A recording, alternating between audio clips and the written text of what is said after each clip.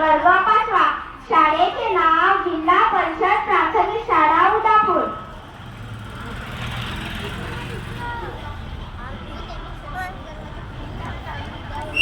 आमच्या वास्तवात मानवाला अनेक समस्यांना सामोरे जावे लागत आहे. गरिबी, बेरोजगारी, अन्नटंचाई, शेतकऱ्यांचे नुकसान आणि सुरक्षिततेचा प्रश्न.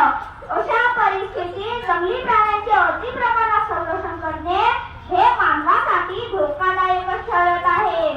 जंगली प्राण्यांमुळे होणारे मानवी जीवित व आर्थिक नुकसान लक्षात घेतले पाहिजे.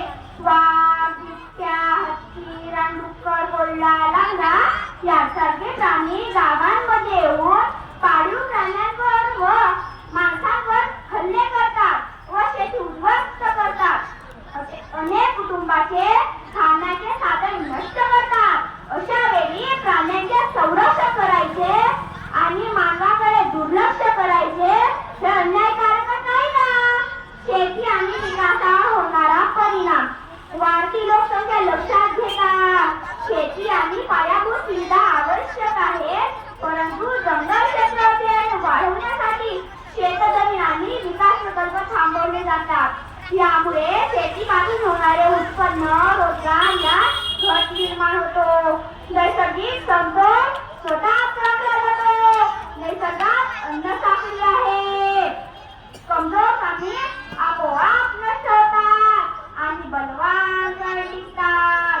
मानवी हस्तक्षेप करून कृत्रिम संरक्षण देणे हा नियमाच्या निसर्गात हस्तक्षेप आहे. सरकारी खर्चाचा प्रश्न.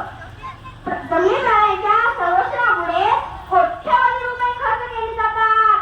हा निधी शिक्षण, आरोग्य, शेतकऱ्यांची मदत व रोजगार निर्मितीसाठी वापर केला तर समाजाचा अधिक विकास होऊ शकतो.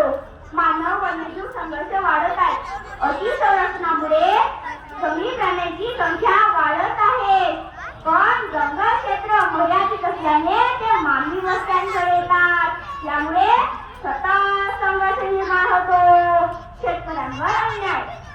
रानडुक्कर, नीलगाय, माकडे यामुळे शेतकऱ्यांचे प्रचंड नुकसान होते. नुकसान भरपाई वेळेवर मिळत नाही तरीही प्राण्यांना मारण्यास मनाई आहे.